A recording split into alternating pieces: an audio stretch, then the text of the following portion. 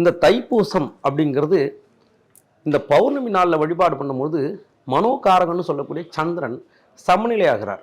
அப்போ உங்களுக்கு இருக்கக்கூடிய எதிர்ப்புகள், சத்ரு பயம், அதே போல் தீராத கடன் பிரச்சனை, தொழில் வளர்ச்சி இல்லாத சமயம், அதே மாதிரி வேலை இல்லாத பிரச்சனைகள் அனைத்துமே உங்களுக்கு நிவர்த்தி ஆகக்கூடிய வாய்ப்புகள் இருக்குது. அப்போ இதுக்கு நிறைய ப்ரொசீஜர் இருக்குது. ஆனால் நாம் எளிமையாகவே நிறைய வழிபாடுகளை புராணங்கள் நமக்கு சொல்லியிருக்கு. தைப்பூச நாளில் நம்ம என்ன செய்யணும் அப்படின்னா, காலைல எழுந்தோடனே நீராடி விட்டு பக்கத்தில் இருக்கக்கூடிய முருகப்பெருமான ஆலயத்தில் போய் வழிபாடு பண்ணிட்டு வரணும்.